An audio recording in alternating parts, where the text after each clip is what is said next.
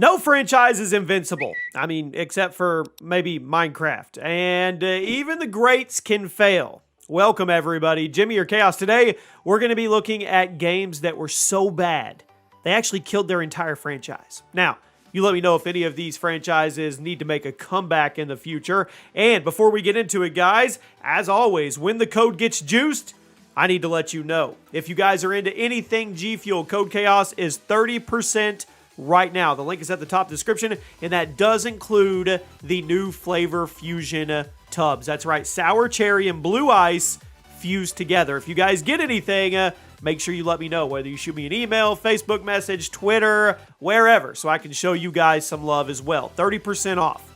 So, games that killed their entire franchise. That's not easy to do. Let's start off with Dino Crisis 3. It was a criminally underrated survival horror franchise that was on the PS1 way back in the day. It was basically Resident Evil, but with dinosaurs instead of zombies, which makes sense because the series was created by the same people that made the original Resident Evil games. It was campy, it was fun, it was legitimately scary, but all of that came crashing down when the third game released in 2003 on the OG Xbox. Dino Crisis 3 shot the series into space and had you fighting crazy dinosaur mutants instead of actual dinosaurs. The gameplay? It was overhauled to make it more action-packed instead of scary, but there was a good chance the awfulness of the game was going to scare you anyway. It was bad. The camera was awful, the story was awful, even for a horror game. There were bugs everywhere, everything was poorly designed. I mean, the game was frustrating. Dino Crisis 3 was such a flop that another Dino Crisis game was never made. Although, there have been some recent rumors floating around about a remake of the original, which I'm okay with. At number 9, Army of Two, The Devil's Cartel. Once again, a criminally underrated co-op shooter franchise. Pretty popular on the 360 and the PS3, and that can largely be attributed to the third game, The Devil's Cartel. Released in 2013, it was clearly rushed through development as it featured new characters who were nowhere near as interesting as our originals. The gameplay, well, it was heavily streamlined, and many of the co-op elements, they were just removed. The story was heavily criticized as it wasn't nearly as interesting as the first two. When you mix all that into mediocre gameplay, there was no reason. Army of Two Devil's Cartel was a financial flop, and the developers' Visceral Games were unfortunately shut down by EA a few years later. At number 8, Medal of Honor Warfighter. Speaking of dead EA shooters, Medal of Honor is one of the ones that stings the most, if you ask me. The franchise kicked off in 1999, set the standard for cinematic first-person shooters, paving the way for other games like Call of Duty and Brothers in Arms. Fortunately, Medal of Honor couldn't keep up with the competition. EA decided to give it a full reboot in 2010. The 2010 Medal of Honor was set in the modern day. It got really bad reviews, but EA kept chugging along. They had a sequel in 2012 called Medal of Honor Warfighter, which was somehow even worse than that one. Had generic gameplay, very low quality textures, lots of glitches, horrible story, and awful AI. There was no reason to play the game when compared to the Medal of Honor Legacy, it was even worse. The series was put on the shelf after that game came out. While there was a VR game released in 2020, it's been almost a decade since the last mainline Medal of Honor release, and I honestly don't think it's going to change. At number 7, Tony Hawk's Pro Skater 5. Now, this is weird because Pro Skater did technically make a comeback with the remakes of the first two games, but when it comes to new installments, I think everybody can agree that Pro Skater 6 probably isn't happening, and it's all because of Pro Skater 5. Released in 2015 after being rushed through development by an unexperienced team, it was the first entry in the series in over a decade, and they really should have kept it that way. Despite having Pro Skater slapped on the box, this game felt nothing like the previous entries, and despite being released for the PS4 and the Xbox One, you would be forgiven for thinking it came out on the original Xbox. It was ugly. It was.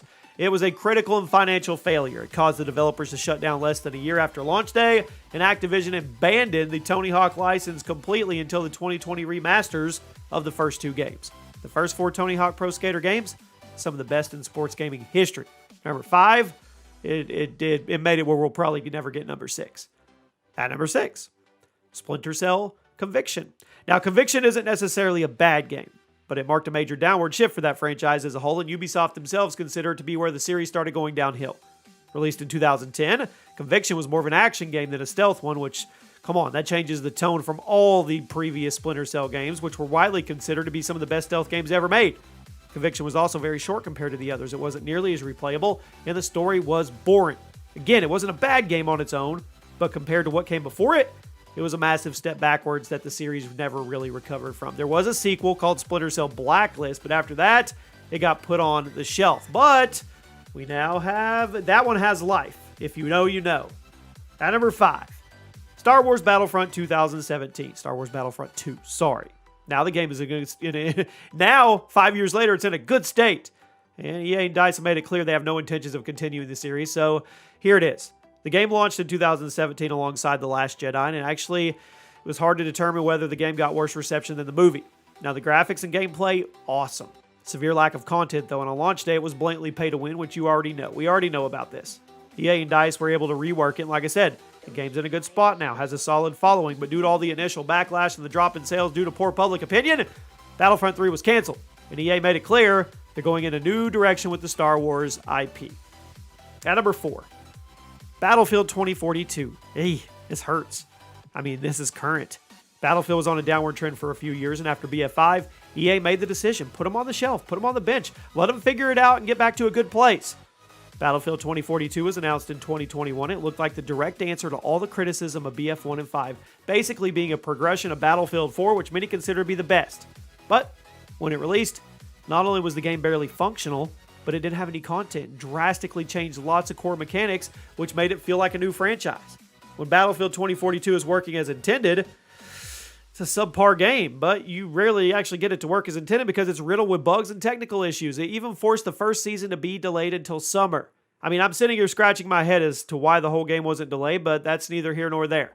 Battlefield as a franchise, it's kind of in the toilet right now, and I'm starting to doubt whether there will be another entry for a while. Even if EA and DICE manage to fix it, they have a lot of work to do to fix the reputation on it. At number 3, BUBSY 3D. Now, the BUBSY franchise is alive. A lot of people have forgotten all about it because this game permanently damaged the brand's reputation. Back in the 90s, BUBSY was a platforming series that was actually pretty fun. Provided a decent alternative to other popular games. But with the transition to 3D gameplay on the PS1 and the 64, it was time for BUBSY to become 3D.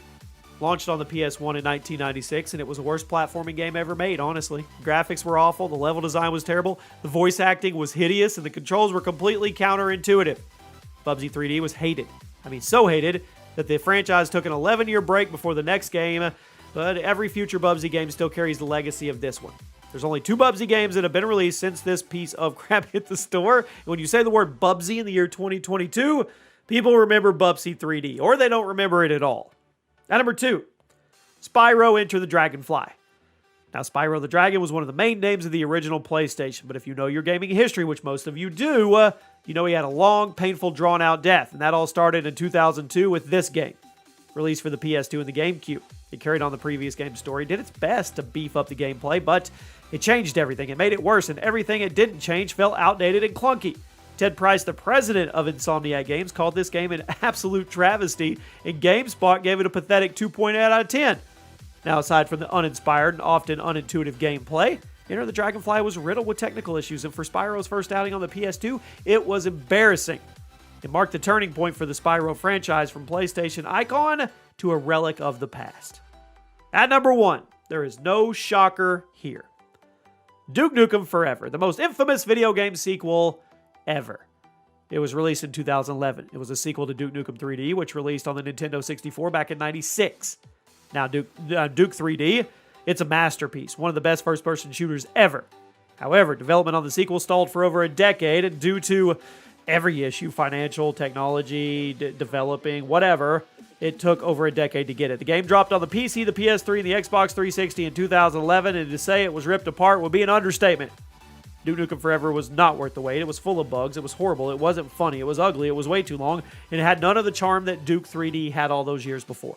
It's been 11 years since the last Duke game was released, and I don't think it's going to change. It's a relic of the past with a reputation so tarnished that no major developer or publisher will touch him. There you have it. Those are awful games. They were so bad, they killed their franchise, or they are in the process of doing that right now. Let me know if you guys agree or disagree, and I'll see you soon.